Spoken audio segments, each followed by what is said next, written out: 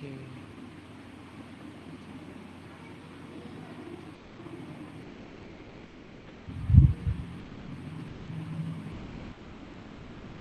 नहीं होना चाहिए। तो ये तो इशू यहाँ इंटरनेट से लगता है, कुछ इशू होगा, सॉफ्टवेयर में कुछ इशू होगा, है ना। चलो ठीक है, हम लोग देखते हैं। Shubham has left meeting.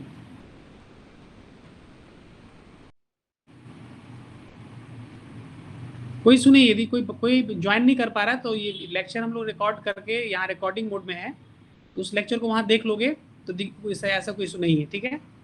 जो लोग जनरली कुछ प्रॉब्लम में हैं, यदि ये क्लास यदि ज्वाइन नहीं कर पा रहे हैं, उनके लिए ऑप्शन यही है कि वीडियो लेक्चर जो अपलोड होगा तो उसमें वहाँ से तुम हेल्प ले लोगे, ठीक है।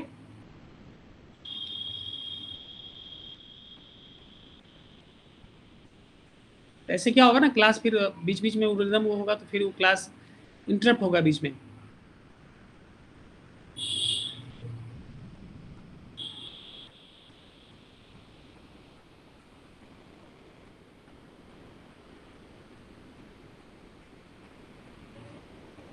चलिए हम लोग आज जो है, सुन पा रहे हो, यस आवाज सर। पहुंच पा रही है? यस। Yes sir. आज हम लोग इंट्रोपी से स्टार्ट करते हैं ना। इंट्रोपी जो है हम लोग का नेक्स्ट सेक्शन है। इस इंट्रोपी में सबसे इंपॉर्टेंट चीज, हम लोग इंट्रोपी को समझने के लिए हम कुछ बेसिक फंडामेंटल यूज करेंगे। उस फंडामेंटल के हेल्प से हम लोग आगे बढ़ेंगे, ठीक है। हमारे पास जो है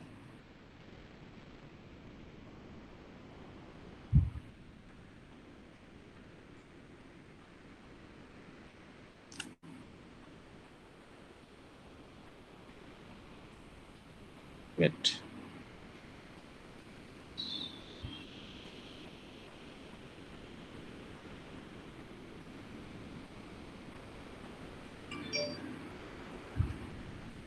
हाँ, जो क्लॉसियस इनइक्वालिटी हमारे पास इक्वेशन था वो क्या था? इस इक्वेशन में हमारा क्या इक्वेशन है? Cyclic integral of D Q by T less than equal to zero. इस इक्वेशन से ऑलरेडी हम लोग फैमिलियर है। इसमें इसमें किसी को दिक्कत तो नहीं है, ठीक है।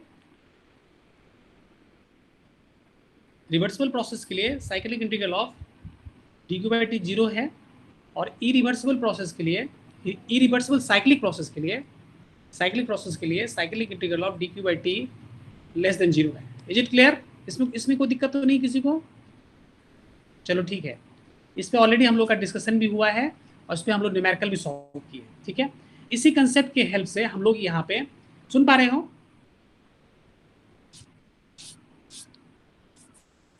Yes sir. ओके। इसी कंसेप्ट के हेल्प से हम लोग आगे बढ़ते हैं। बेसिकली ये डायग्राम जो तुम्हारे सामने दिख रहा होगा, इसमें क्या है ना, याद करो इस तरह का डायग्राम हम लोग कहाँ ड्रॉ किए थे? जब हम लोग फर्स्ट लॉ थर्मोडायनामिक साइकिल से हम लोग प्रोसेस में आए थे, वहां हम लोग प्रूफ किए थे कि एनर्जी प्रॉपर्टी है ना। हम लोग क्या प्रूफ किए थे कि एनर्जी क्या है? एक प्रॉपर्टी है। और याद आ रहा है हम लोग फर्स्ट लॉ थर्मोडायनामिक्स में, जब first law thermodynamics for cycle के बाद हम लोग जब आए थे फर्स्ट लॉ प्रोसेस के लिए आए थे, तो इसी तरह का डायग्राम हम लोग लॉट किए थे, जिसमें हम लोग का क्या था, मतलब वो था, उसमें हम लोग ये प्रूफ किए थे कि एनर्जी क्या होता है। एनर्जी क्या होता है? एक प्रॉपर्टी होता है। उसी तरीके से हम लोग फिर से इस डायग्राम को हम लोग यूज करना चाह रहे हैं। तो हम लोग सेकेंड लॉ में जो है हम लोग का जो साइक्लिक इंटीग्रल, जिस तरह से हम लोग फर्स्ट लॉ में क्या था? Cyclic integral of D Q is equal to cyclic integral of D W, याद है? सुन पा रहे हो? Yes sir. ये क्या था हमारा? ये क्या था? F L T D for cycle. Cycle के लिए हमारा ये था। उसी तरह से सेकेंड लॉ में इस तरह के इक्वेशन यहाँ पे हम लोग एक ड्राइव यहाँ पे कर रहे हैं, जो हम लोग किए हैं क्लॉसियस इनइक्वालिटी, जिसमें क्या था, ये किसी साइक्लिक प्रोसेस के लिए, यदि किसी भी रिवर्सिबल किसी भी साइक्लिक प्रोसेस के लिए हमारा ये इक्वेशन होता है कि cyclic D Q by T less than equal to zero. उसी तरह किसी भी साइक्लिक प्रोसेस के लिए हमारे पास ये इक्वेशन आया था फर्स्ट लॉ में, जो कि हम लोग देखे थे। चलो, इसी से हम लोग आगे प्रूफ क्या किए थे कि एनर्जी क्या है? एनर्जी क्या है? प्रॉपर्टी है ना। इसी तरीके से हम लोग इसी इक्वेशन से आगे, सिमिलरली इस इक्वेशन से आगे बढ़ेंगे, तो हम लोग जहाँ जिस तरह से एनर्जी को डिफाइन किए थे, उसी तरीके से यहाँ से क्या करेंगे हम लोग? इंट्रॉपी को डिफाइन करेंगे इस इक्वेशन से। इंट्रोपी को डिफाइन करते हुए हम लोग ये प्रूव करेंगे कि इंट्रोपी क्या होता है। इंट्रोपी भी एक प्रॉपर्टी है। समझ पा रहे हो? समझ पा रहे हो? सिमिलैरिटी है। इस सिमिलैरिटी को समझ लोगे, समझ के पढ़ोगे तो चीजों को तुम अच्छे से तुम समझ पाओगे। सुन पा रहे हो? सुन पा रहे हो? सुन पा रहे हो? यस सर, आ रही है आवाज। यस। तो फर्स्ट लॉ थर्मोडायनेमिक्स से हम लोग इस इक्वेशन पे आए। इस इक्वेशन से हम लोग क्या हम लोग डिफाइन किए, हम लोग एनर्जी को डिफाइन किए।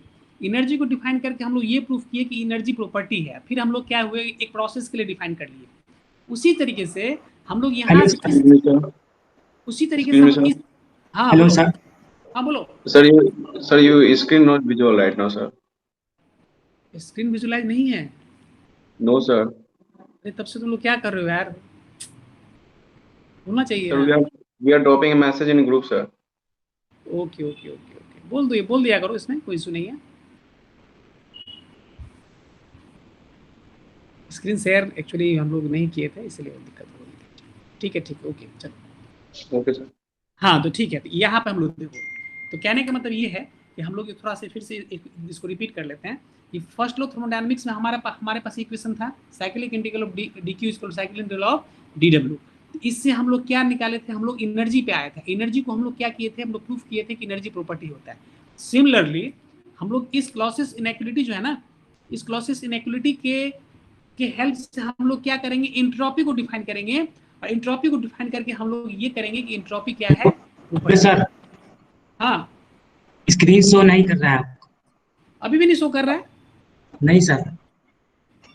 स्क्रीन तो शो होना चाहिए, या तो शेयरिंग ऑन है। बाकी लोग देख पा रहे हो? यस सर, आ रहा है स्क्रीन। हाँ तुम्हारे एंड से तुम थोड़ा उसको पिंग कर लो, है ना, उसको पिंच करना होता है।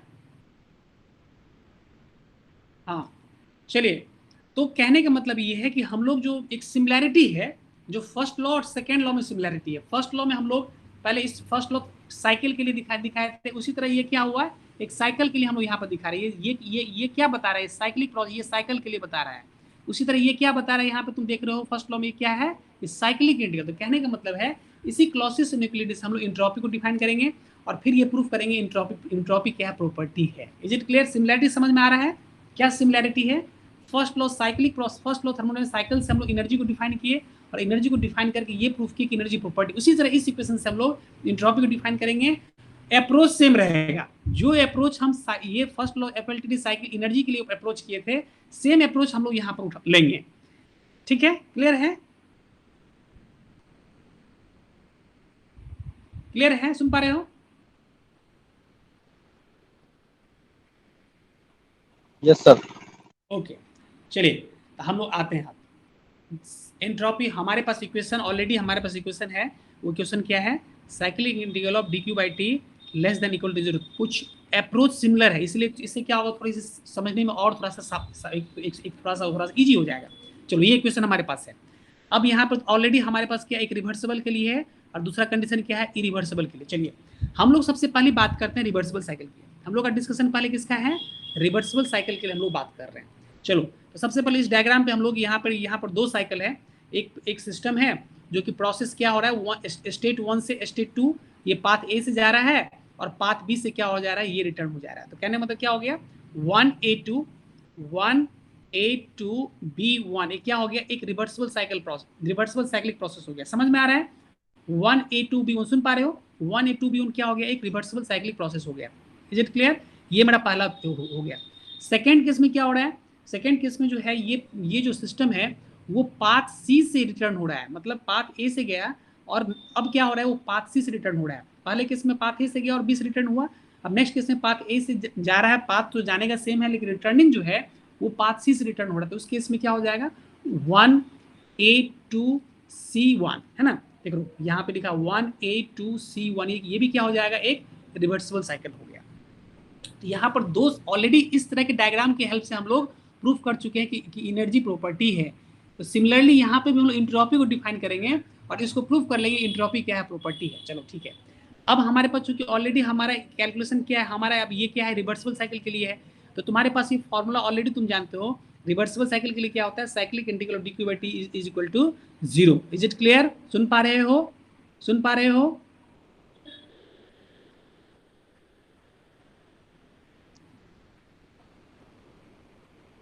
आवाज पहुंच पा रही है? Yes sir. ओके, तो देखो, तो cyclic integral of dq by t जो रिवर्सिबल के लिए क्या होता है, ये इक्वल टू 0 होता है। अब देखो, इस इक्वेशन के हेल्प से अब हम लोग पहले सबसे पहले पहला साइकिल के लिए बात करते हैं। ये किस साइकिल के लिए है? ये जो पहला साइकिल है 1a2b1, ये फर्स्ट इक्वेशन हम लोग यूज कर रहे हैं। ये दिस इक्वेशन नंबर 1। ये इक्वेशन किसके लिए है? हम पहले साइकिल की बात कर रहे हैं 1a2b1 के लिए। तो 1a2b1 के लिए क्या हो जाएगा? Cyclic integral dq by t। तो कहने में cyclic integral of this is इसका वैल्यू क्या हो जाएगा इस क्वांटिटी का? dq by t for path a, है ना, dq by t for path 1a2, dq by t for path 1a2 से गया एंड रिटर्न किससे हुआ? 2b1 से आया। तो इस साइकिल में 1a2 और 2b1 दो प्रोसेस है। ये हो गया dq by t 1a2 plus dq by t 2b1, है ना, 2b1 से रिटर्न हो गया। तो दिस इज इक्वल टू 0। क्योंकि यहाँ पर क्या है, साइक्लिक इंटीग्रल ऑफ जो भी है उसमें रिवर्सिबल साइक्लिक प्रोसेस के लिए यहाँ पे dq by t का वैल्यू क्या है? 0 है। उसका समीशन क्या हो रहा है? यहाँ पे 0 हो रहा है। और रिवर्सिबल साइक्लिक प्रोसेस में कितना है? इसमें दो प्रोसेस है, 1a2 है, 2b1 है। तो दोनों का समीशन क्या हो जाएगा? ये 0 हो जाएगा। तो इक्वेशन नंबर 1 हो गया। सिमिलरली इक्वेशन नंबर 2 किसके लिए होगा? 1a2c1 के लिए होगा। 1a2c1 इस रिवर्सिबल साइकिल प्रोसेस में कितना प्रोसेस है? 2 प्रोसेस है, 1a2 है और 2c1 है। इज इट क्लियर है? 1a2 है और 2c1 है। तो इस केस में क्या हो जाएगा? dq by t 1a2 plus dq by t 2c1 is equal to 0। 1a2 जो है इस पाथ से गया, इस प्रोसेस से यहाँ पहुंचा, और सेकेंड प्रोसेस से क्या हो गया? ये फिर से अपने इनिशियल स्टेज में बैक हो गया। तो इस कंडीशन में क्या होगा? dq by t 1a2 plus dq by t 2c1 is equal to 0। This equation number 2। इस इक्वेशन को समझने में किसी को दिक्कत, किसी को प्रॉब्लम तो नहीं है इसमें? सिंपल अप्रोच है। We have to use Clausius inequality for reversible cycle. We have to use Clausius inequality for reversible cyclic process. Simply we have to use this one. तो इसमें सिंपल क्या करना है, अलग अलग, चूंकि एक साइकिल में 2 प्रोसेस है तो दोनों प्रोसेस के लिए अलग अलग करके इसको ऐड करके यहाँ पे 0 कर दिए। क्लियर है? ये क्वेश्चन क्लियर है?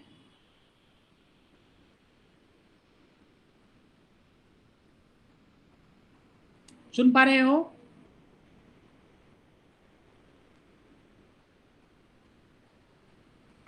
Yes sir. ओके, अब क्या करना है? इक्वेशन 1 में से 2 को क्या करना है? हम लोग क्या कर रहे हैं? सब्सट्रैक्ट कर रहे हैं। इसको क्या कर रहे हैं हम लोग? यहाँ पे सब्सट्रैक्ट कर रहे हैं। सब्सट्रैक्ट करने पे क्या होगा? अब देखो, सब्सट्रैक्ट करेंगे तो 1a2 क्या होगा? ये प्लस माइनस हो जाएगा यहाँ पे। तो ये this term will be cancel out. अब हमारे पास इक्वेशन क्या आ गया? dq by t 2b1 minus dq by t 2c1 this is equal to 0। तो कहने का मतलब ये हो गया कि इसको यदि इस तरफ ले, इसको हम लोग बैलेंस कर लें, तो dq by t 2b1 जो क्या है, एक रिवर्सिबल प्रोसेस है, is equal to dq by t 2c1। ये भी क्या है? Reversible process. क्योंकि हमारा क्या है, इसमें एक रिवर्सिबल साइक्लिक प्रोसेस है। इसमें दोनों एक रिवर्सिबल, ये 1a2b1 रिवर्सिबल साइक्लिक प्रोसेस में यहाँ पे एक रिवर्सिबल साइकिल, इसमें प्रोसेस है, 1a2 है और 2b1 है, और दोनों क्या है? दोनों रिवर्सिबल है। इसीलिए एक प्रोसेस क्या हो गया? रिवर्सिबल साइक्लिक प्रोसेस है कि नहीं? तो कहने का मतलब ये हो गया कि जो 2b1 जो कि रिवर्सिबल साइक्लिक जो कि रिवर्सिबल प्रोसेस है, इसके लिए dq by t का वैल्यू क्या हो गया? ये 2c1 जो कि 1 सेकेंड दिस इज, ये जो है रिवर्स। कहने का मतलब ये हो गया यहाँ पर देखो कि 2b1 के लिए, 2b1 प्रोसेस के लिए और 2c1 प्रोसेस के लिए क्या हो गया? दिस क्वांटिटी, मतलब this quantity means dq by t क्या हो गया? सेम हो गया। तो और ये दोनों प्रोसेस क्या है? दोनों प्रोसेस क्या है? ये दोनों प्रोसेस रिवर्सिबल प्रोसेस है। दोनों प्रोसेस क्या है? यहाँ पे रिवर्सिबल प्रोसेस है। तो ये प्रोसेस, ये 2b1 reversible process and 2c1 reversible process के लिए dq by t का वैल्यू क्या है? सेम हो गया। ये हमारा बहुत इंपॉर्टेंट इक्वेशन पे हम लोग यहाँ पे पहुंचे। Is it clear? सुन पा रहे हो? सुन पा रहे हो? सुन पा रहे हो? देखो यहाँ इस डायग्राम देखो, 2b1 और 2c1 के लिए this the quantity dq by t is both are equal. अब एक बात बताओ, अब तुम ही लोग बताओगे इसमें कि dq by t जो एक क्वांटिटी है, ये क्वांटिटी क्या है?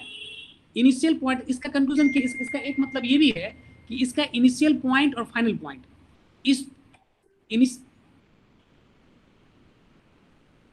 10 मिनट से ट्राई कर रहे हैं, कोई भी है प्रॉब्लम है, इंटरनेट थोड़ा सा नेटवर्क इशू होगा, कोई इशू नहीं है, उसको जो है ना लेक्चर रिकॉर्ड हो रहा है उस पर बोलो। अंकित प्रकाश रेज हैंड, अंकित प्रकाश हैंड रेज कर रहा है।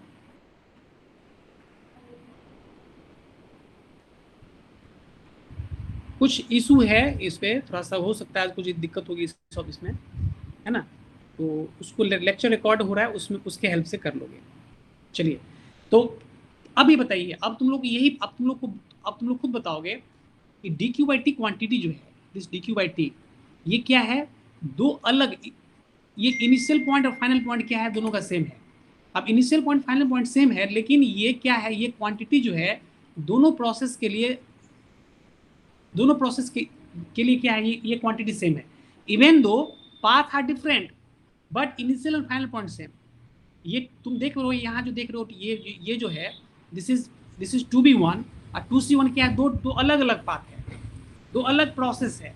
लेकिन this quantity D Q by T जो है, ये क्या है? दोनों ये क्या है? दोनों प्रोसेस के लिए, दोनों पाथ के लिए क्या है? दोनों रिवर्सल प्रोसेस के लिए क्या है? सेम है। इसका क्या मतलब हुआ? इसका क्या मतलब हुआ कि ये क्वांटिटी जो है क्या ये पाथ पर डिपेंड कर रहा है? नो सर, पाथ इंडिपेंडेंट है। नो, पाथ पे डिपेंड नहीं कर रहा है। whatever Endpoint. quantity is this dq by t, yes, dq by t जो है quantity, this quantity does not depend on path, even though path are different but the initial and final point are same। यहाँ पे क्या है ना, point जो है यहाँ पे जो है, ये मतलब कहने का मतलब हो गया कि ये पाथ पे डिपेंड नहीं कर रहा है। ठीक है, तो इसीलिए हम लोग ये कह सकते हैं डी क्यू बाई टी क्या हो, ये क्वांटिटी क्या हो गया? This quantity does not depend on path. तो पाथ पे डिपेंड नहीं कर रहा है, इसका मतलब क्या हो गया? ये पाथ इंडिपेंडेंट, ये क्वांटिटी क्या हो जाएगा? पाथ इंडिपेंडेंट हो गया। तो पाथ इंडिपेंडेंट का सेंस क्या हो गया? इसका मतलब क्या हो गया? ये this quantity is point function, this quantity is point function, this quantity is point function. अब पॉइंट फंक्शन को क्या बोलते हैं हम लोग? प्रॉपर्टी बोलते हैं। पॉइंट फंक्शन को क्या बोलते हैं? प्रॉपर्टी बोलते हैं। Is it clear? समझ पा रहे हो? समझ पा रहे हो? तो कहने का मतलब ये हो गया कि फॉर रिवर्सिबल प्रोसेस, कहने का मतलब ये है कि यहां पे यदि कोई रिवर्सिबल प्रोसेस है, 2-1, ये 2B1 है और ये 2C1 है, इवन दो, और ये दोनों प्रोसेस क्या है? दोनों रिवर्सिबल प्रोसेस है। दोनों प्रोसेस क्या है? रिवर्सिबल है। जो भी प्रोसेस है ये क्या है? रिवर्सिबल प्रोसेस है। तो कहने का मतलब यदि रिवर्सिबल प्रोसेस है तो इसके लिए क्या हो जाएगा? डी क्यू बाई टी क्या हो जाएगा? डी क्यू बाई टी क्या होगा? ये क्या होगा? दोनों प्रोसेस के लिए this is 2B1 is equal to D Q by T 2C1। ये क्वांटिटी क्या होगा? दोनों प्रोसेस के लिए सेम होगा। और इसका मतलब क्या हो गया? हमारा कंक्लूजन क्या निकल के आ गया? That means D Q by T क्या हो गया? ये क्या हो गया? This quantity is property. समझ पा रहे हो? समझ पा रहे हो? और प्रॉपर्टी मतलब इसका मतलब क्या है? ये पॉइंट फंक्शन है, इस पॉइंट फंक्शन है। तो इसी क्वांटिटी को डी क्यू बाई टी जो हम लोग यहाँ लिख रहे हैं ना, डी क्यू बाई टी लिख रहे हैं, इसी को हम लोग बोलते हैं डी एस। ये जो है ना D Q by T, this quantity, this D Q by T, this is equal to, what is this equal to? This D Q by T for किसके लिए? रिवर्सिबल प्रोसेस के लिए। रिवर्सिबल प्रोसेस के लिए इसको हम लोग क्या लिखते हैं? क्योंकि ये प्रोसेस क्या है? रिवर्सिबल प्रोसेस है, इसको हम लोग ds लिखते हैं। और इसी को हम लोग s को क्या बोलते हैं? Where what is s? s is called entropy, s is called entropy. तो कहने का मतलब ये हो गया कि for reversible process, that means इसका क्या मतलब हो गया कि फॉर रिवर्सिबल प्रोसेस के लिए डी क्यू बाई टी क्या हो गया? डी क्यू बाई टी किसके बराबर हो गया? ds के बराबर हो गया। तो हम लोग लिख सकते हैं ds equal to D Q by T किसके लिए? और reversible process. Is it clear? समझ पा रहे हो? समझ पा रहे हो? अब देखो यहां पे एक्सप्लेनेशन लिखा हुआ है, D Q by T for reversible process is same for both path B and C and it depends only on end point 2 and 1. Therefore dq by t for reversible process must be property। इसका मतलब क्या होगा? dq by t क्या होना चाहिए? Property होना चाहिए, वो है। This property is called entropy। This property is called entropy. यही से एंट्रोपी शब्द का उद्गम हुआ। यहाँ पे एंट्रोपी शब्द का क्या हो गया, यहाँ से उद्गम हुआ, बर्थ हुआ। एंट्रोपी को का बर्थ कहाँ से हुआ? एंट्रोपी जो है किस इक्वेशन से आया, किस इक्वेशन से डिराइव हुआ, जल्दी बताओ। एंट्रोपी का कंसेप्ट किस इक्वेशन से? Yes, Clausius inequality. एंट्रोपी का उद्गम कहाँ से हुआ? क्लॉसियस इनइक्वालिटी से हुआ। उसी तरह एनर्जी का कहाँ से उत्पत्ति हुआ था? एनर्जी का बर्थ कहाँ से हुआ था? एनर्जी जो हम लोग वर्ड यूज किए थे, कहाँ से आया था energy? First law of thermodynamics, cyclic process. First thermodynamics for cyclic process, हाँ फॉर साइकिल, इसको बोलना है, ऐसा नहीं फर्स्ट थर्मोडायनामिक्स बोल दोगे तो फिर तो इसमें कंफ्यूजन हो जाएगा।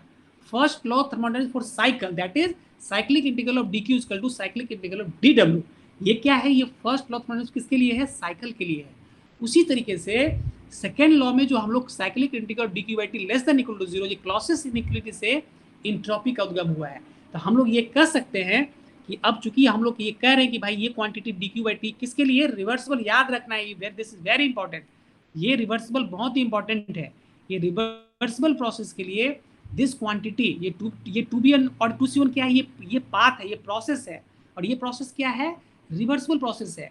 ये रिवर्सिबल प्रोसेस के लिए this quantity is equal to ds, और इसमें s क्या है? एंट्रोपी है। इसीलिए हम लोग कह सकते हैं कि ds इज इक्वल टू, हम लोग इस चीज को हम लोग कह सकते हैं कि ds is equal to dq/t। ये किसके लिए है? रिमेंबर दिस वन, ये only for reversible process. Reversible process के लिए ds क्या हो जाएगा? dq/t के बराबर हो जाएगा। क्लियर है? समझ में आ रहा है? ये पहला इक्वेशन है जिसको हमको ध्यान रखना है, ds is equal to dq/t। Is it clear? ये हमारा पहला केस है। फर्स्ट केस क्या था? हम लोग रिवर्सिबल साइकिल की, हम लोग यहाँ पर रिवर्सिबल साइकिल की बात कर रहे हैं। तो रिवर्सिबल साइकिल के लिए हमारे पास क्या कंक्लूजन आ गया? हमारे पास कंक्लूजन आ गया ds is equal to dq/t। ds is equal to dq/t। Is it clear? समझ में आ रहा है? ओके, आगे बढ़े। सुन पा रहे हो ना? Yes sir. Yes sir. Okay, अब हम लोग आते हैं दूसरा केस, सेकेंड केस में आते हैं, इरिवर्सिबल साइकिल की बात करते हैं। इरिवर्सिबल साइकिल में हम लोग यहाँ पे सेम फंडामेंटल है। अब यहाँ पे हम लोग देख रहे हैं कि ये पॉइंट 1 है और ये पॉइंट 2 है।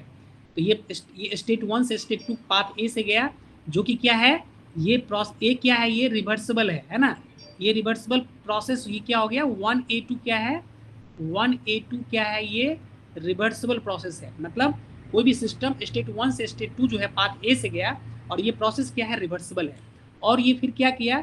ये पाथ बी से रिटर्न हो गया, और पाथ बी से जो रिटर्न हुआ तो फिर क्या हो गया? 2b1 once again this is a reversible process. तो दो रिवर्सिबल प्रोसेस जब ज्वाइन होके तो फिर से इनिशियल पॉइंट पे आ गया। तो कहने का मतलब क्या हो गया? हमारा 1a2 b1 क्या हो जाएगा? ये रिवर्सिबल साइक्लिक प्रोसेस होगा। यहाँ पर लिखा हुआ देखो, 1a2 b1 रिवर्सिबल साइकिल है, रिवर्सिबल साइक्लिक प्रोसेस है। Is it clear? क्यों? क्योंकि ये जो इस साइक्लिक प्रोसेस में, इस रिवर्सिबल साइकिल में, इस साइकिल में क्या दो प्रोसेस है, और दोनों प्रोसेस क्या है? रिवर्सिबल प्रोसेस है। इसीलिए हम लोग ये कह सकते हैं ये 1a2 b1 क्या हो गया? रिवर्सिबल साइक्लिक प्रोसेस है। Is it clear? समझ पा रहे हो? लेकिन ध्यान रखने की वाली बात यह है कि किसी भी साइक्लिक प्रोसेस में दो प्रोसेस है, और उसमें एक रिवर्सिबल प्रोसेस है और दूसरा इरिवर्सिबल हो गया, तो कंप्लीट प्रोसेस क्या हो जाएगा? इरिवर्सिबल साइक्लिक प्रोसेस हो जाएगा। कंप्लीट प्रोसेस क्या हो जाएगा? इरिवर्सिबल साइक्लिक प्रोसेस हो जाएगा। किसी भी प्रोसेस में यदि 5 प्रोसेस है और पांचों प्रोसेस रिवर्सिबल है, तो उस कंडीशन में क्या हो जाएगा? वो रिवर्सिबल साइक्लिक प्रोसेस कहलाएगा। लेकिन उसमें से कोई भी एक प्रोसेस इरिवर्सिबल हो गया, तो उसको हम लोग क्या बोलेंगे? इरिवर्सिबल साइक्लिक प्रोसेस बोलेंगे। अब देखो, सेम कंसेप्ट हम लोग यहाँ पे यूज कर रहे हैं। अब फिर नेक्स्ट केस में क्या हो रहा है? ये पाथ ए से स्टेट 1 से स्टेट 2 जो है ना, पाथ ए से गया और ये पाथ सी से लौट रहा है। लेकिन यहाँ पे जो पाथ 2c1 है, ये 2c1 है, ये क्या है? ये प्रोसेस इरिवर्सिबल प्रोसेस है, इसलिए इसको हम लोग डॉट से दिखा रहे हैं कि 2c1 क्या है? ये इरिवर्सिबल प्रोसेस है। तो कहने का मतलब क्या हो गया कि 1a2c1 क्या है? एक प्रोसेस है, एक साइक्लिक प्रोसेस है जिसमें कि दो प्रोसेस है, 1a2 है और 2c1 है, जिसमें 1a2 क्या है? एक रिवर्सिबल प्रोसेस है, लेकिन 2c1 क्या हो गया? इरिवर्सिबल प्रोसेस है। इसीलिए ये प्रोसेस क्या हो जाएगा? ये ये इरिवर्सिबल साइकिल कहलाएगा। दैट्स 182C1 क्या हो जाएगा, ये इरिवर्सिबल साइकिल कहलाएगा। समझ पा रहे हो ना, सुन पा रहे हो? बहुत ही सिंपल कंसेप्ट है और बहुत ही फंडामेंटल कंसेप्ट है।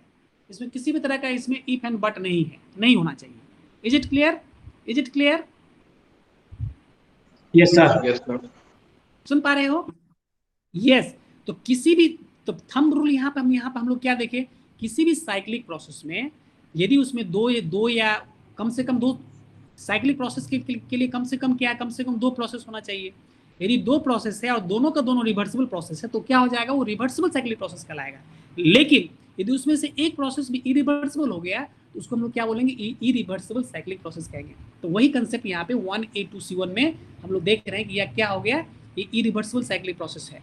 अब देखो हम लोग सबसे पहले किसके लिए बात करते हैं, हम लोग रिवर्सिबल साइक्लिक प्रोसेस की बात कर रहे हैं, मतलब 182B1 की बात कर रहे हैं। तो इसमें क्या हो जाएगा, ये यहाँ पर तुम देखो, क्योंकि रिवर्सिबल साइक्लिक प्रोसेस में क्या होता है, हमारे पास इक्वेशन क्या है, cyclic integral of dq/t less than equal to 0। और चूंकि ये रिवर्सिबल साइक्लिक प्रोसेस तो यहाँ क्या हो जाएगा, ये इक्वल, यहाँ पे इक्वल वाला साइन हो जाएगा, इक्वल टू 0।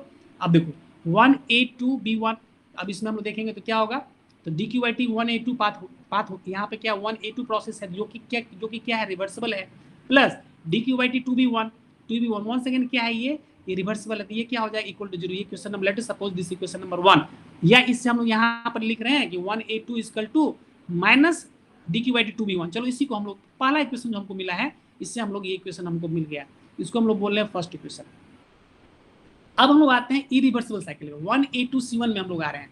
182C1 में इसको हमको पता है ऑलरेडी क्या है, ये इरिवर्सिबल साइक्लिक प्रोसेस। तो हमारे पास कंसेप्ट क्या है, क्लॉसियस इनइक्वालिटी के अकॉर्डिंगली कि इरिवर्सिबल साइक्लिक प्रोसेस के लिए साइक्लिक इंटीग्रल dq/t क्या हो जाता है, लेस देन 0 हो जाता है। अब इसमें तो इसमें क्या है, dq/t 182 1ab ये हमारा रिवर्सिबल है, प्लस dq/t 2C1 ये हमारा क्या है, इरिवर्सिबल प्रोसेस है।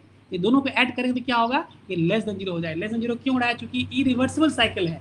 इरिवर्सिबल साइकिल क्यों हो गया, क्योंकि उसमें दूसरा जो प्रोसेस है वो क्या है, इरिवर्सिबल प्रोसेस है, इसीलिए क्या हो गया, ये हो गया। तो कहने का मतलब ये हमारा सेकंड इक्वेशन हो गया। अब चूंकि dq/t 182 इक्वल टू क्या लिखा हुआ है, माइनस dq/t 2B1, तो इसको हम लोग क्या करें, यहाँ पे रिप्लेस कर दे रहे हैं। इस 1ab को यहाँ पर रिप्लेस करके हम लोग जो हमारे पास पहला इक्वेशन है उसके अकॉर्डिंगली हम लोग चलते हैं, तो क्या हो जाएगा, माइनस dq/t 2B1 जो कि क्या है, ये क्या है, रिवर्सिबल है, प्लस dq/t 2C1 ये क्या है, ये हमारा इरिवर्सिबल है। दिस इज लेस देन 0, ये मेरा पहला हो गया। तो अब इसको थोड़ा सा हम लोग क्या करें, उसको हम लोग क्या करें, तुम यहीं से तुम डायरेक्ट कर सकते हो, यहाँ से तुम डायरेक्टली तुम तो इसको थोड़ा अरेंज कर लें तो क्या हो जाएगा, dq/t 2C1 जो कि इरिवर्सिबल है, this is less than dq/t 2B1, this is reversible. Is it clear? सुन पा रहे हो ना? इसको हम लोग क्या कर रहे हैं, उसको अरेंज करके हम लोग इसको दूसरे साइड लेके चले गए, तो हमारे पास ये क्वेश्चन आ गया, dq/t for path 2C1 which is irreversible is less than equal to dq/t 2B1, this is reversible. अब ये बताओ कि इस रिवर्सिबल के लिए ये क्वांटिटी क्या है, what is the value of this dq/t for reversible. यदि प्रोसेस 2B1 रिवर्सिबल है तो इस क्वांटिटी को हम लोग क्या भी बताया, what is this quantity, what is this quantity, जल्दी बताइए। एंट्रोपी। इस क्वांटिटी को हम लोग क्या बोलते हैं, किसी भी रिवर्सिबल प्रोसेस के लिए dq/t का वैल्यू क्या है, ये ds के बराबर होता है। अभी हम लोग देखे ना, ds इक्वल टू क्या देखे हैं, ds इक्वल टू dq/t, किसके लिए, ये रिवर्सिबल प्रोसेस के लिए है। ये तो ऐसी रिवर्सिबल, इसका मतलब क्या हो गया, this quantity is equal to ds। तो कहने का मतलब क्या है, dq/t फॉर पाथ 2C1, हाँ, तो dq/t फॉर, इसका क्या मतलब हो गया, dq/t for path 2C1, this is ये क्या है, ये irreversible process, this is less than equal to ds। तो इसको थोड़ा सा हम अरेंज कर ले तो क्या होगा, ds ग्रेटर देन dq/t, इसके लिए ये इरिवर्सिबल के लिए। तो हमारे पास ये सेकंड बहुत ब्यूटीफुल क्वेश्चन आ गया जिसमें कि हम लोग ये कह रहे हैं कि ds greater then dq/t for irreversible process. लेकिन हमारे पास इसके रिवर्सिबल प्रोसेस के लिए क्या था, ये हमारे पास क्या था, cyclic integral of ds equal to dq/t, किसके लिए था, ये रिवर्सिबल प्रोसेस के लिए था। अब दोनों को यदि हम लोग कंबाइन कर लें, तो क्या हो जाएगा, ds greater than equal to dq/t, ds greater than equal to dq/t, ये हमारा कंक्लूजन हो गया। इस दोनों को यदि हम कंबाइन करेंगे तो हमारे पास ये कंक्लूजन क्या हो गया, ds greater than equal to dq by T. अब यहाँ पे मेरा दो केस है, इसमें फॉर रिवर्सिबल प्रोसेस के लिए क्या ds क्या हो जाएगा, dq बाई टी के बराबर हो जाएगा, लेकिन फॉर इरिवर्सिबल प्रोसेस के लिए क्या हो जाएगा, ds क्या हो जाएगा, greater than dq by T हो जाएगा। इज इट क्लियर और not? This is your very very important beautiful equation. इस इक्वेशन के हेल्प से हम लोग बहुत कुछ करेंगे। तो हमारे पास इस इक्वेशन को हम लोग यहाँ पर डिराइव कर लिए, और डिराइव करके हमको क्या मिला, हमको फाइनली कंक्लूजन क्या मिला, ds is equal to dq by T for reversible process and ds greater than dq by T for irreversible process. और दोनों को जब हम कंबाइन करेंगे तो हमारे पास क्या आ गया, ds greater than equal to dq by T. This is very very important equation, very very important equation. Is it clear? बताओ क्लियर है कि नहीं? Yes yes. तो अब हमारे पास जो इसका जो अभी तक हम देखें उसमें क्या कंक्लूजन आया है, हमारे पास जो है क्लॉसियस इनइक्वालिटी हम देखें। क्लॉसियस इनइक्वालिटी क्या है, cyclic integral of dq by T less than equal to 0 है ना। तो इसमें रिवर्सिबल प्रोसेस के लिए क्या हो जाएगा, इक्वल टू 0 होगा, और इरिवर्सिबल के लिए क्या होगा, लेस देन 0 हो जाएगा। ठीक है। अब इसी तरह से हमारे पास दूसरा इक्वेशन क्या आ गया, ds greater than equal to dq by T. इस इक्वेशन में भी हम लोग क्या देख रहे हैं कि ग्रेटर देन किसके लिए हो जाएगा, ग्रेटर देन हो जाएगा इरिवर्सिबल प्रोसेस के लिए, और इक्वल टू किसके लिए हो जाएगा, ये रिवर्सिबल प्रोसेस के लिए होगा। Is it clear? Is it clear? Where what is s? s is called entropy. s is called entropy. और एंट्रोपी क्या है, और एंट्रोपी क्या है, एंट्रोपी क्या है, ये प्रॉपर्टी है। एंट्रोपी क्या है, ये प्रॉपर्टी है। Entropy does not depend on path, entropy is point function, entropy is property, entropy does not depend on past history. Is it clear? समझ में आ रहा है? समझ रहे हो?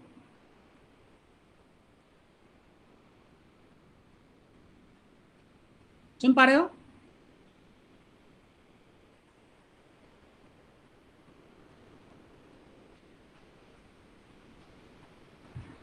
सुन पा रहे हो?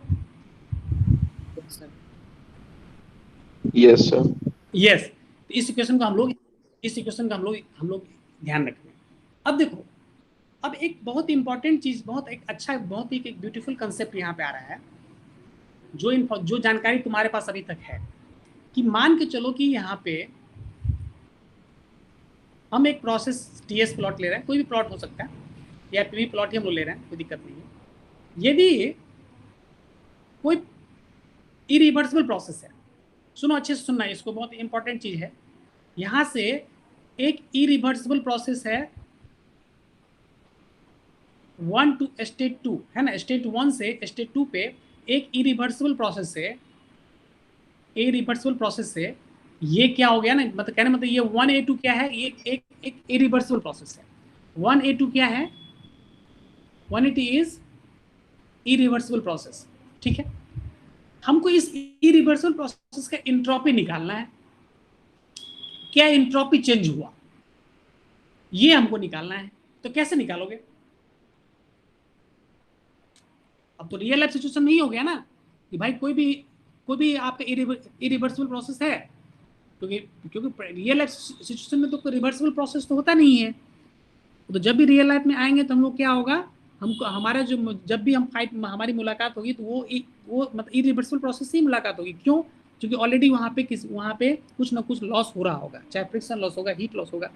तो हमारा क्वेश्चन है कि 1A2 is irreversible process, then how will you find out the change in entropy for this irreversible process? इस इरिवर्सिबल प्रोसेस के लिए एंट्रोपी चेंज कैसे निकालोगे? जबकि तुम जानते हो एंट्रोपी क्या है, एंट्रोपी क्या है, प्रॉपर्टी है। हमारे पास ये इंफॉर्मेशन है कि entropy is property, entropy is point function, entropy path पे डिपेंड नहीं करता। ये सब जानकारी तुम्हारे पास ऑलरेडी आ चुका है। अब इसके हिंट से, इन स्टेटमेंट को यूज करते हुए, अब किसी इरिवर्सिबल प्रोसेस का यदि हमको एंट्रोपी चेंज निकालना है, मतलब S2 - S1 हमको डेल S निकालना है, मतलब S2 - S1 निकालना है, तो कैसे निकालेंगे? सुन पा रहे हो? सुन पा रहे हैं ज्योतिष? यस सर, आ रही है आवाज। हाँ, कैसे निकालोगे कुछ बताओ। क्वेश्चन सर तो बोगस है। रिवर्सिबल कंसीडर और जैसे पॉइंट फंक्शन है तो पॉइंट के लिए सेम होगा सर, रिवर्सिबल प्रोसेस हो या इरिवर्सिबल प्रोसेस हो। तुम्हारी आवाज वॉइस ब्रेक हो रही है। चलो ठीक है, हम इसको कहीं कि तुम लग रहा है कि तुम सही जा रहे हो। देखो, अब मेरी बात सुन लो कि चूंकि ये ठीक है, मानते कि 1A2 एक इरिवर्सिबल प्रोसेस है, इसका एंट्रोपी चेंज निकालना है। लेकिन हमारा कहना है कि एंट्रोपी क्या है, एंट्रोपी क्या है, ये पॉइंट फंक्शन है, मतलब ये प्रॉपर्टी है, हम ये कह रहे हैं। तो प्रॉपर्टी है तो इसका मतलब ये, इसको पाथ से कोई मतलब नहीं है। अब यदि हम एक रिवर्सिबल प्रोसेस एक बना लें, यदि 1B2 एक इसी पॉइंट 1 और 2 को एक रिवर्सिबल प्रोसेस इसको हम ऐड कर दें, मतलब ये 1B2 क्या हो गया, 1B2 क्या हो गया, ये रिवर्सिबल प्रोसेस है। तो इसको यदि एक रिवर्सिबल प्रोसेस से ऐड कर दें और हम यदि प्रोसेस ये पाथ मतलब 1B2 का यदि हम एंट्रोपी निकाल लें तो ऑब्वियसली ये क्या हो जाएगा, हमारा डेल एस जो है 1B2 के लिए निकाल लें तो क्या हो जाएगा, ये डेल एस किसके लिए हो जाएगा, 1A2 के लिए भी हो जाएगा। क्यों हो जाएगा? क्योंकि हमको पता है कि भाई पाथ कुछ भी हो जाए, एंट्रोपी जब पाथ पे डिपेंड ही नहीं कर रहा है तो पाथ चाहे इरिवर्सिबल पाथ हो चाहे वो रिवर्सिबल पाथ से जाए, उससे क्या फर्क पड़ता है। तो कहने का मतलब ये है कि चूंकि हम कह रहे हैं कि एंट्रोपी पॉइंट फंक्शन है, इसको पाथ पे डिपेंड नहीं कर रहा है, तो इसीलिए इसको क्या कर रहे हैं हम लोग, एक रिवर्सिबल प्रोसेस इसको हम ज्वाइन कर लिए। अब हम ये रिवर्सिबल प्रोसेस के लिए क्या करेंगे, हम एंट्रोपी चेंज निकाल लेंगे।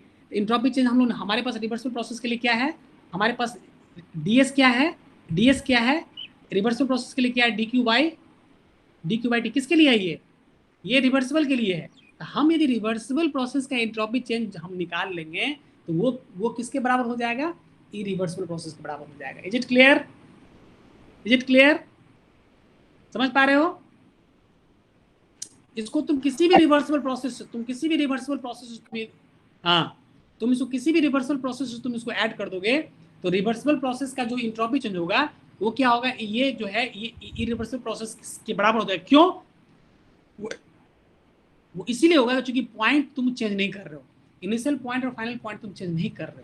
और हम लोग कह रहे हैं कि एंट्रोपी क्या प्रॉपर्टी, ये सिर्फ इनिशियल और फाइनल पॉइंट डिपेंड कर रहा है, उस बीच में तुम किस पाथ से जा रहे हो, तुम रिवर्सिबल से जा रहे हो कि इरिवर्सिबल जा रहे हो, तो लॉस हो रहा है या नहीं हो रहा है उससे कोई मतलब नहीं है। आपका एंट्रोपी चेंज क्या होगा, वो बराबर होगा चाहे पाथ कुछ भी हो, चाहे रिवर्सिबल हो चाहे इरिवर्सिबल हो। तो इसीलिए हम लोग क्या कर रहे हैं, रिवर्सिबल से उसको ऐड कर दे रहे हैं, इसको क्या कर रहे हैं, कनेक्ट कर दे रहे हैं। और कनेक्ट करने के बाद हम लोग क्या कर रहे हैं, देखो यहाँ पे बताया गया है, पूरा एक्सप्लेनेशन यहाँ किया हुआ है। देखो ds इरिवर्सिबल क्या होगा, ये 1-2 क्या है, ये तुम्हारा इरिवर्सिबल है ना, तो ds इरिवर्सिबल क्या h2 - h1 होगा। अब ds reversible is equal to ds irreversible y और चूंकि 1-2 क्या किए हम लोग इसको ऐड कर दिए, क्या हो गया, ये रिवर्सिबल है तो इसको ऐड कर दिए। अब यहाँ पे पहला का पॉइंट का एंट्रोपी h1 है, दूसरे पॉइंट का एंट्रोपी यहाँ पे h2 है, तो डेल एस रिवर्सिबल क्या होगा, h2 - h1 होगा। तो ऑब्वियस है कि इरिवर्सिबल का h2 - h1 ही होगा। क्यों? क्योंकि इसमें इनिशियल पॉइंट और फाइनल पॉइंट सेम है, इसको पाथ से मतलब नहीं है। इसीलिए यहाँ पर देखो लिखा हुआ है, and as entropy is property it depends only on the end points, hence as long as the end points are same the entropy change remains same for reversible as well irreversible process. In order to find the entropy change for irreversible process, it must be replaced by a reversible process between the same end points. Is it clear? समझ पा रहे हो? Yes, sir. Yes, sir. Yes. तो कहने का मतलब ये question बहुत फ्रिक्वेंटली पूछा जाता है कि आप कोई प्रोसेस है, आपका एंट्रोपी चेंज निकालना, बताइए ये इरिवर्सिबल प्रोसेस तो एंट्रोपी चेंज कैसे निकलेगा। तो फटाक से क्या करना है, उसको एक रिवर्सिबल प्रोसेस उसको ऐड कर देना है और उसका रिवर्सिबल का तुम्हारे पास सारा फार्मूला तुम्हारे पास अभी तुम्हारे पास आ जाएगा। तो वो एंट्रोपी चेंज जो तुम निकाल लोगे तो वही तुम्हारा क्या हो जाएगा, इरिवर्सिबल प्रोसेस के लिए हो जाएगा। तो इस तरीके से हम लोग यहाँ पे हम लोग निकाल चुके, हम लोग इरिवर्सिबल प्रोसेस के एंट्रोपी चेंज को भी हम लोग देख चुके। तो कहने का मतलब ये है कि अभी हम लोग क्या क्या देखे हैं, कि क्लॉसियस इनइक्वालिटी के आधार पे हम लोग ये देख लिए कि इंट्रॉपी क्या है, इंट्रॉपी को डिफाइन किए, और इंट्रॉपी क्या है, प्रॉपर्टी है। इंट्रॉपी क्या है, ये पॉइंट फंक्शन है, और ये प्रॉपर्टी है, ये पास्ट हिस्ट्री पर डिपेंड नहीं कर रहा है। ये पहला चीज़ हम लोग समझे। फिर हम लोग इंट्रॉपी को उसी इक्वेशन में हम लोग फाइनल क्या हमारे पास आ गया, ds greater than equal to D Q by T, जिसमें कि ds is equal to D Q by T किसके लिए है, फॉर रिवर्सिबल प्रोसेस के लिए है, और ds greater then D Q by T किसके लिए हो जाएगा, ये इरिवर्सिबल प्रोसेस के लिए है। और दोनों को कंबाइन कर देंगे तो क्या होगा, ds greater than equal to D Q by T हो गया। अब तीसरा चीज हम लोग क्या देखे यहाँ पे कि किसी भी इरिवर्सिबल प्रोसेस का, यदि हमको इरिवर्सिबल पाथ का, यदि प्रोसेस का, यदि इंट्रॉपी चीज निकालना है तो उसको क्या करेंगे हम लोग, उसको रिवर्सिबल प्रोसेस उसको ऐड कर देंगे, उसको कनेक्ट कर देंगे, चूंकि पॉइंट सेम है, और उसको रिवर्सिबल जो प्रोसेस है उसका हमको इंट्रॉपी से निकाल के जो होगा वही उसका इरिवर्सिबल प्रोसेस का हो जाएगा। क्लियर है?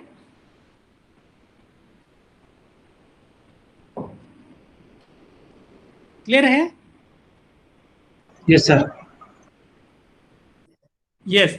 अब देखो हम लोग नेक्स्ट जो आगे देख रहे हैं, entropy change of system for reversible process. देखो हम लोग अभी रिवर्सिबल की बात कर रहे हैं। अब हमको पता है इरिवर्सिबल के लिए क्या करना होगा, इरिवर्सिबल का पूछ रहा है तो रिवर्सिबल से कनेक्ट कर देंगे तो वो क्या इरिवर्सिबल का ही हो जाएगा। इसीलिए पहले रिवर्सिबल सिस्टम के रिवर्सिबल प्रोसेस का हम सारा चीज हम अभी आगे जो है एनालिसिस करने जा रहे हैं। तो entropy change for system for reversible process, किसी भी सिस्टम में जब कोई रिवर्सिबल प्रोसेस हो रहा है तो उसके लिए हम लोग इंट्रॉपी चेंज कैसे निकालेंगे। देखो तो हमारे पास रिवर्सिबल के लिए सिंपल फॉर्मूला ds क्या है, ds equal to D Q by T है। अब देखो, अब यदि पहला केस है कि जब हम लोग हीट ऐड कर रहे हैं सिस्टम में, क्या कर रहे हैं, कोई भी सिस्टम है, सिस्टम में क्या कर रहे हैं हम लोग, हीट को हम लोग ऐड कर रहे हैं। तो हीट ऐड करेंगे तो क्या होगा, ds equal to D Q by T है। यदि हीट ऐड करेंगे तो क्या होगा, हीट ऐड करेंगे तो क्या होगा, इंट्रॉपी का वैल्यू क्या होगा, पॉजिटिव होगा। जैसे ही इंट्रॉपी का वैल्यू, ds का वैल्यू पॉजिटिव होगा, ds का पॉजिटिव का मतलब क्या हो गया कि इंट्रॉपी सिस्टम का इंक्रीज कर रहा है। इंट्रॉपी क्या हो रहा है सिस्टम का, ds मतलब क्या हो गया, h2 माइनस h1। ds का वैल्यू मतलब क्या हो गया, ds मतलब कि final entropy minus initial entropy. तो जब हीट ऐड करेंगे तो फाइनल इंट्रॉपी क्या होगा, इनिशियल इंट्रॉपी से ज्यादा होगा। तो इसका मतलब ds का वैल्यू क्या होगा, पॉजिटिव होगा। मतलब ds का वैल्यू चेंज इन इंट्रॉपी क्या होगा, ये ग्रेटर देन 0 होगा। इसका मतलब क्या हो गया कि जब हम लोग हीट ऐड करेंगे तो इंट्रॉपी क्या होगा, सिस्टम का इंक्रीज करेगा। समझ पा रहे हो? Whenever heat is added to system, entropy will increase. Why? Because ds is equal to dq by t. Whenever heat is added in this condition, this value will be, the change in entropy will be positive. A change in entropy will be positive. That means entropy will be increasing. Therefore, whenever heat is added to system, entropy will increase. Is it clear? For reversible process.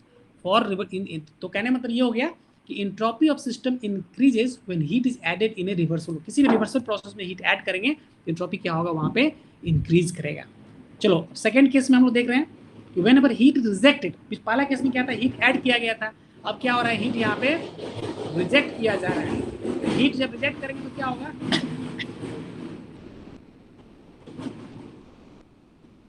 ds equal to dq by t है। जब heat reject करेंगे तो क्या होगा, यहाँ पे sign क्या हो जाएगा, किसी भी सिस्टम से यदि हीट यहाँ रिजेक्ट हो रहा है तो साइन क्या होगा, इसका नेगेटिव साइन हो जाएगा। जब नेगेटिव साइन हो जाएगा तो टेम्परेचर तो ऑलरेडी तुम्हारा पॉजिटिव ही है, तो इस केस में क्या हो जाएगा, ds का वैल्यू यहाँ नेगेटिव हो जाएगा। कहने का मतलब ये है कि व्हेनेवर इंट्रॉपी, किसी भी रिवर्सिबल प्रोसेस से यदि हीट रिजेक्ट करेंगे तो इंट्रॉपी क्या होगा, डिक्रीज करेगा। In any reversible process, when heat is rejected, in that condition what will happen, entropy of system will decrease. तो कहने का मतलब है किसी भी सिस्टम में, किसी भी रिवर्सिबल प्रोसेस में if heat is added, entropy will increase. For any next case क्या है कि जब इंट्रॉपी किसी भी रिवर्सिबल प्रोसेस में हीट रिजेक्ट करेंगे तो इंट्रॉपी क्या होगा, डिक्रीज करेगा। Is it clear? समझ पा रहे हो ना?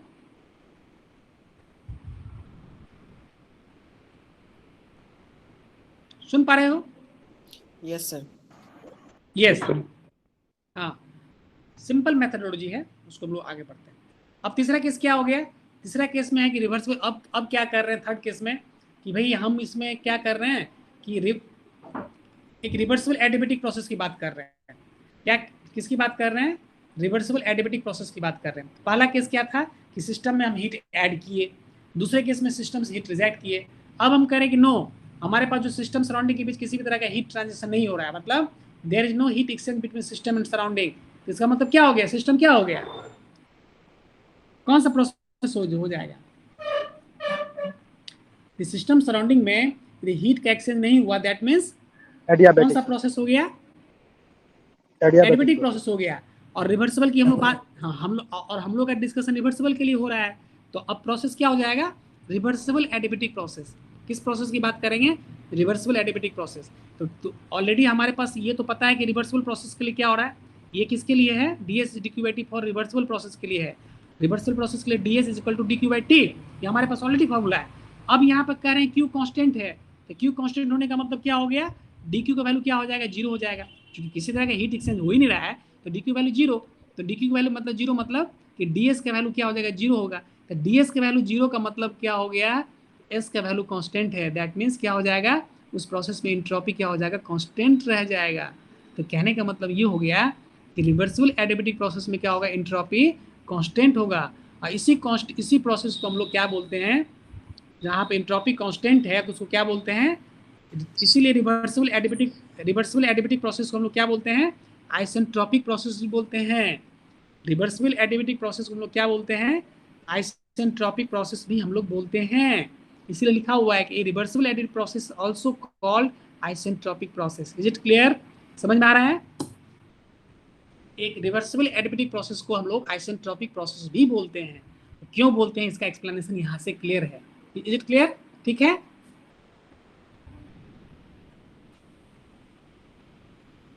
तो अब हम लोग रिवर्सिबल एडिबेटिक प्रोसेस को आइसेंट्रोपिक से यूज करेंगे। क्यों? क्योंकि रिवर्सिबल प्रोसेस के लिए हमको पता है ds क्या है? dq/t के बराबर है। और एडिबेटिक प्रोसेस में हीट का there is no exchange between system and surrounding. तो q कांस्टेंट है, तो q कांस्टेंट होगा तो dq 0 होगा, dq 0 होगा तो ds 0 होगा, ds 0 का मतलब s कांस्टेंट है, s कांस्टेंट का मतलब एंट्रोपी कांस्टेंट है, एंट्रोपी कांस्टेंट मतलब कि आइसेंट्रोपिक। आइसेंट्रोपिक कैसे? आइसोबारिक तो प्रेशर कांस्टेंट होता है, आइसोथर्मल तो टेम्परेचर कांस्टेंट होता है, उसी तरह आइसेंट्रोपिक मतलब एंट्रोपी कांस्टेंट हो गया। तो कहने में मतलब रिवर्सिबल एडिबेटिक प्रोसेस को हम लोग आइसेंट्रोपिक भी बोलते हैं। तो कंक्लूजन क्या हुआ इसका? System entropy can increase. System entropy क्या हो सकता है? इंक्रीज भी हो सकता है। तो एंट्रोपी इंक्रीज कब होगा? जब हम लोग हीट ऐड करेंगे। सिस्टम एंट्रोपी कैन डिक्रीज कब होगा? जब हम लोग हीट को रिजेक्ट करेंगे। और it can remain constant in reversible process depending upon heat transfer. Heat transfer के डिपेंडिंग पे, यदि हम लोग हीट ट्रांसफर के आधार पे हम लोग ये देख सकते हैं किसी भी रिवर्सिबल प्रोसेस में, यदि हीट ट्रांसफर के आधार पे हम लोग ये देख सकते हैं कि एंट्रोपी चाहे तो इंक्रीज करेगा, चाहे तो डिक्रीज रहेगा, चाहे तो कांस्टेंट रहेगा। कहने मतलब जब हीट रिजेक्ट होगा तो एंट्रोपी डिक्रीज करेगा, जब हीट कांस्टेंट रहेगा तो एंट्रोपी कांस्टेंट रहेगा, जब उसमें हीट इंक्रीज, जब हीट ऐड करेंगे तो एंट्रोपी क्या होगा? वहां पे इंक्रीज होगा। Is it clear? क्लियर है? समझ पा रहे हो? Yes, sir. हाँ, बहुत इंटरेस्टिंग। देखो अब तुम उसको रियल लाइफ सिचुएशन में तुम लोग जा रहे हो। अब इंट्रोपी को एक चीज और समझ लो। इंट्रोपी को हम लोग ऐसे तो हम थर्मोडायनामिक्स में देख रहे हैं, इंट्रोपी को डिफाइन करने का एक और सिंपल वो है कि भाई इंट्रोपी क्या है। इंट्रोपी डायरेक्टली किस चीज को मेजर करता है? इसका फिजिकल सिग्निफिकेंस क्या है? इंट्रोपी का फिजिकल सिग्निफिकेंस क्या है? इंट्रोपी जो है this is directly measure degree of randomness. Entropy क्या होता है? डिग्री ऑफ रैंडमनेस को मेजर करता है। किसी भी सिस्टम में रैंडमनेस बढ़ा दैट मीन्स इंट्रोपी बढ़ा। यदि किसी भी सिस्टम में हम हीट ऐड कर रहे हैं तो इंट्रोपी क्यों बढ़ रहा है? किसी भी सिस्टम में हीट ऐड करेंगे तो क्या होगा? उसका मॉलिक्यूल्स काइनेटिक एनर्जी जो मॉलिक्यूल्स का क्या होगा? वो इंक्रीज करेगा। और काइनेटिक एनर्जी इंक्रीज करने का मतलब क्या हो गया? उस सिस्टम का रैंडमनेस बढ़ेगा, और रैंडमनेस बढ़ने पे क्या होता है? इंट्रोपी बढ़ता है। समझ में आ रहा है? समझ में आ रहा है? Yes sir. Yes, sir. Yes. अब तुम किसी रूम में बैठे हुए, कैसे अभी सपोज दैट तुम्हारे रूम में एसी चल रहा है, अभी सपोज दैट कि अभी गर्मी का मौसम है और रूम में तुम आराम से तुम सो रहे हो, एसी चल रहा है, अचानक लाइट ऑफ हो जाता है तो क्या होता है? अब उस सिस्टम में हीट ऐड स्टार्ट हो गया। सिस्टम में क्या होता है? उसमें हीट का एडिशन स्टार्ट हो चुकी। एयर कंडीशन क्या करता है? तुम्हारे रूम से हीट को बाहर फेंकता है। लेकिन जब लाइट ऑफ होगी तो अब क्या होगा? हीट ट्रांसफर तुम्हारे रूम में स्टार्ट हो जाएगा, क्योंकि बाहर का टेम्परेचर ज़्यादा है, तुम्हारे रूम का टेम्परेचर कम है। जैसे सिस्टम में हीट ऐड होगा तो क्या होगा? तुम्हारा बॉडी का जो है ना, गर्मी जैसे बढ़ता है तो क्या होगा? हीट बढ़ेगा तो टेम्परेचर बढ़ेगा। इससे तुम्हारे बॉडी का क्या होगा? तुम अचानक तुमको थोड़ा सा नींद खुल जाएगी, तुम्हारा रैंडमनेस तुम्हारा बढ़ेगा, तुम अचानक तुम उसमें बेचैन हो जाओगे, क्या लाइट ऑफ हो गया, ऐसे कर। कहने किसी भी सिस्टम में यदि हम हीट ऐड करेंगे तो क्या होगा? उस मॉलिक्यूल्स का जो उसमें काइनेटिक एनर्जी बढ़ता है, और काइनेटिक एनर्जी बढ़ने का मतलब क्या हो गया? रैंडमनेस बढ़ गया। तो इंट्रोपी क्या करता है? ये रैंडमनेस को मेजर करता है। इसलिए हीट ऐड करेंगे तो रैंडमनेस बढ़ेगा, हीट रिजेक्ट करेंगे तो रैंडमनेस डिक्रीज करेगा। अचानक आज किसी कंपनी में अब जैसे तुम किसी कंपनी में काम कर रहे हो या कोई किसी जॉब में तुम हो, सैलरी जब आती है, जैसे 1 तारीख को सैलरी आता है, तो क्या होता है उस दिन एकदम रैंडमनेस बहुत मैक्सिमम रहता है एम्प्लॉय का। क्यों? क्योंकि एकदम हीट ट्रांसफर हो गया, अभी तुरंत तुरंत सैलरी एकदम आया एकदम फटाफट। तो उसमें क्या होता है, तुरंत तुरंत जो है आदमी बहुत कुछ प्लानिंग करके रखता है, फटाफट अपना जो भी है, तो उससे रैंडमनेस बढ़ा दिया। इससे क्या हो, उसका एक्सपेंस बढ़ गया, खर्च बढ़ गया। लेकिन जैसे जैसे सैलरी जैसे जैसे मंथ आगे की तरफ बढ़ता है 20-25, वैसे जैसे जैसे उसका रिजर्वायर में उसका वो बैंक बैलेंस कम होता है, तो वैसे से क्या होता है उसका रैंडमनेस डिक्रीज करना स्टार्ट हो जाता है, मतलब वो थोड़ा स्टेबल होना स्टार्ट होता है। तो कहने का मतलब ये हो गया, किसी भी सिस्टम में हीट ऐड करेंगे तो क्या होगा, रैंडमनेस बढ़ेगा। रैंडमनेस बढ़ने का मतलब एंट्रोपी इंक्रीज करेगा। क्लियर है? समझ रहे हो?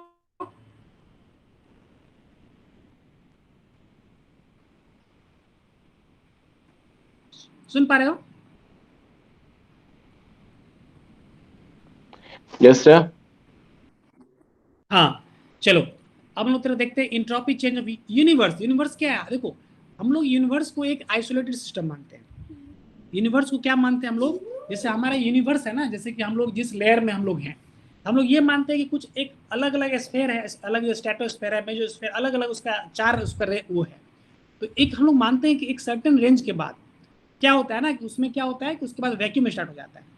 तो कहने का मतलब ये है कि हम हमारा जो यूनिवर्स है उसको हम लोग आइसोलेटेड सिस्टम मानते हैं। यूनिवर्स को क्या माना गया है? आइसोलेटेड सिस्टम माना गया है। तो देखो आइसोलेटेड सिस्टम, तो सबसे पहले देखो ये सिस्टम है, तुम्हारा सिस्टम हो गया, सराउंडिंग हो गया, और सबको ऐड कर देंगे तो क्या हो गया, ये तुम्हारा यूनिवर्स हो गया। तो हमारे पास फॉर्मूला क्या है, जनरल फॉर्मूला क्या है? ds greater than equal to dq/dt, हमारे पास जनरल फॉर्मूला है। अब ये मान के हमको किसका, अब हमको इंट्रोपी का हमको यूनिवर्स का इंट्रोपी निकालना है। हम किसका इंट्रोपी निकालना है? यूनिवर्स का। तो ds यूनिवर्स क्या हो जाएगा? ds यूनिवर्स क्या हो जाएगा? ये dq/t हो जाएगा। ठीक है, dq/t हो जाएगा। अब हम ये कह रहे हैं कि यूनिवर्स हमारा क्या आइसोलेटेड है। आइसोलेटेड मतलब क्या हो गया कि उसमें किसी तरह का हीट एक्सचेंज नहीं हो रहा है। कहाँ से? जो यूनिवर्स जहाँ पे हमारा जो सिस्टम का जो यूनिवर्स जहाँ पे एंड हो रहा है उसके उस लेयर से किसी भी तरह का हीट एक्सचेंज नहीं होता है। तो उस कंडीशन में क्या होगा, क्यू कांस्टेंट हो जाएगा। क्यू कांस्टेंट होगा तो डी क्यू का वैल्यू 0 हो जाएगा। तो कहने का मतलब क्या हो जाएगा, यदि हम लोग यूनिवर्स का एंट्रोपी निकालें, चेंज निकालना चाह रहे हैं, तो उस कंडीशन में यूनिवर्स क्या होता है, आइसोलेटेड होता है। आइसोलेटेड में क्या होगा, डी क्यू का वैल्यू 0 हो जाएगा। तो ये 0 हो गया। तो कहने का मतलब क्या हो जाएगा कि D S system plus D S surrounding, मतलब entropy change of system plus entropy change of system plus entropy change of surrounding will be always greater than equal to 0, will be always greater than equal to 0। ये हमारा क्या हो गया, इसी को हम लोग बोलते हैं कि ये हमारा यूनिवर्स का एंट्रोपी हो गया। यूनिवर्स के एंट्रोपी, इसका क्या मतलब हो गया कि change of entropy, change of universe is always greater than equal to 0, is always greater than equal to 0। मतलब क्या हो गया, इसका मतलब ये हो गया कि ds यूनिवर्स का जो वैल्यू है कभी भी लेस देन 0 नहीं होगा। इसका मतलब ये हो गया ना कि ds universe, entropy change of universe is always greater than equal to 0। ये कभी भी नेगेटिव नहीं हो सकता है। एंट्रोपी चेंज मतलब क्या हो गया, S2 - S1 मतलब फाइनल, मतलब एंट्रोपी यूनिवर्स का मतलब क्या हो गया, final entropy minus initial entropy. तो कभी भी एंट्रोपी चेंज का वैल्यू यूनिवर्स का कभी भी निगेटिव नहीं हो सकता है, कभी भी निगेटिव नहीं हो सकता है। इसका वैल्यू जब भी होगा तो वो या तो बराबर होगा 0 के, या तो वो 0 से बड़ा होगा। Is it clear? सुन पा रहे हो? सुन पा रहे हो?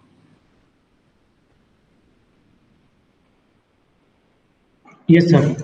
तो कहने का मतलब यहाँ पर ये है कि एंट्रोपी ऑफ सिस्टम जो है चाहे तो वो बढ़ेगा।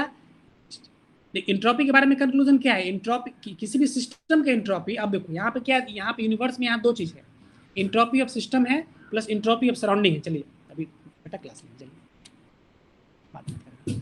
तो ठीक है, अब देखिए तो सिस्टम के बारे में अभी हमारे पास क्या था कि सिस्टम का एंट्रोपी क्या हो सकता है, सिस्टम का एंट्रोपी बढ़ भी सकता है, घट भी सकता है, कांस्टेंट भी हो सकता है। अभी जस्ट हम लोग डिस्कशन किए हैं, जब हीट ऐड करेंगे तो एंट्रोपी सिस्टम का बढ़ेगा, जब हीट रिजेक्ट करेंगे तो एंट्रोपी सिस्टम का डिक्रीज होगा, जब हीट कांस्टेंट रखेंगे तो एंट्रोपी कांस्टेंट।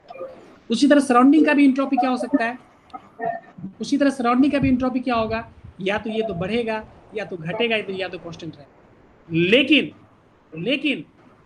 लेकिन जब दोनों को ऐड कर रहे हैं, सिस्टम और सराउंडिंग, जब यूनिवर्स का एंट्रोपी कभी भी घटेगा नहीं, यूनिवर्स का एंट्रोपी कभी भी डिक्रीज नहीं करेगा।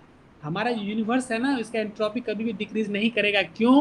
क्यों डिक्रीज नहीं करेगा? इसीलिए नहीं करेगा कि हमारे यूनिवर्स में इतने सारे हीटिंग सोर्स हैं, इतने सारे हीटिंग सोर्स हैं। जैसे कि तुम देख रहे हो, इतने सारे फैक्ट्रीज हैं, इंडस्ट्री है, कितना सारा दिन ब दिन जो है ना, लोग यहाँ जो है पेड़ को काटा जा रहा है, इंडस्ट्री को पूरा हम लोग एक्सपैंड कर रहे हैं। इतने सारे हीटिंग सोर्स है हमारे यूनिवर्स में, इतना हीटिंग सोर्स ऐड हो रहा है, जिससे क्या हो रहा है, यूनिवर्स का एंट्रोपी कभी भी डिक्रीज नहीं कर सकता है। समझ में आ रहा है कि नहीं? यूनिवर्स का एंट्रोपी, चूंकि जितना हम लोग यहाँ पर हीट ऐड कर रहे हैं, वैसे क्या हो रहा है, हमारे यूनिवर्स का टेम्परेचर क्या हो रहा है, वो इंक्रीज कर रहा है। और उस टेम्परेचर इंक्रीज होने की वजह से क्या हो रहा है ना, जो ग्लेशियर है, ग्लेशियर हो रहा है, वो आइस वो सब मेल्ट हो रहा है। ग्लेशियर का जो अंटार्कटिका में जो ग्लेशियर है ना, वो मेल्ट हो रहा है। उस मेल्ट होने से क्या हो रहा है, समुद्र का लेवल, सी लेवल बढ़ रहा है। वो सी लेवल बढ़ने से ऐसा होगा कि आने वाले 50 सालों में हो सकता है कि मलेशिया जो है खत्म हो जाए, मलेशिया पानी में खत्म हो जाए, डूब जाए। इसीलिए मलेशिया वगैरह बहुत सारे ऐसी कंट्री जो है, अभी से वो डिजाइनिंग कर रहा है कि समुद्र के अंदर जो किस तरह की सिटी बनाने का अभी से प्लानिंग कर रहा है कि यदि हम लोग डूब जाएंगे तो कैसे सर्वाइव करेंगे। मलेशिया तो पानी में चला जाएगा, समुद्र के अंदर चला जाएगा, तो कैसे सर्वाइवल होगा। तो अभी से वहाँ पर जो है ना, समुद्र के अंदर में, पानी के अंदर एक सिटी बनाने का भी उनका डिजाइनिंग शुरू हो गया है, बहुत सारा काम चल रहा है अभी। तो कहने का मतलब ये है कि इंट्रोपी, यूनिवर्स का इंट्रोपी कभी भी डिक्रीज नहीं कर सकता है। इसी को क्या बोलते हैं हम लोग? Principle of increase of entropy. Principle of, देखो यहाँ पर लिखा हुआ है, सुन पा रहे हो? Yes sir. यस, यहाँ पर लिखा हुआ है entropy system can increase, can decrease और it remains constant. Similarly entropy of surrounding can decrease or can remain constant, but overall change in entropy of universe can never be decreased. This is known as principle of increase of entropy. This is very very important statement. इसको हम लोग क्या बोलते हैं? Principle of,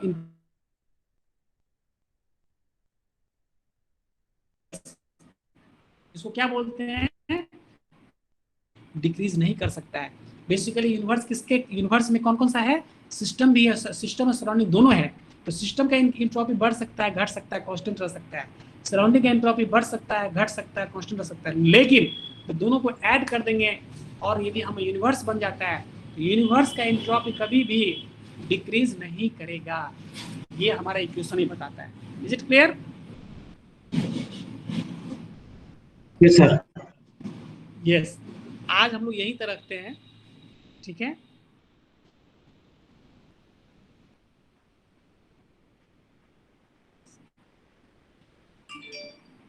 उम्मीद करते हैं कि तुम चीज़ों को अच्छे से तुम समझे होगे। I hope so. ठीक है, कोई दिक्कत तो नहीं है? कोई प्रॉब्लम तो नहीं है इसमें? नो सर, कर लेंगे सर एक एक बार। हाँ, एक बार उसको लेक्चर को अच्छे से एक बार देख लो, उसको रिपीट, कहीं पे दिक्कत होगा तो उसको एक बार सुन लो, रिपीट कर लो, रिपीट करके देखो। बहुत ही प्रैक्टिकल, बहुत इंटरेस्टिंग जोन में तुम अब इन कर रहे हो, बहुत ही इंटरेस्टिंग जोन में अब तुम इन कर रहे हो। यहीं से जो है ना, हम लोग अप्लाइड फील्ड में धीरे धीरे अब एप्लीकेशन साइड में हम लोग इन कर रहे हैं, एप्लीकेशन साइड में हम लोग इन कर रहे हैं। पढ़ना है सर।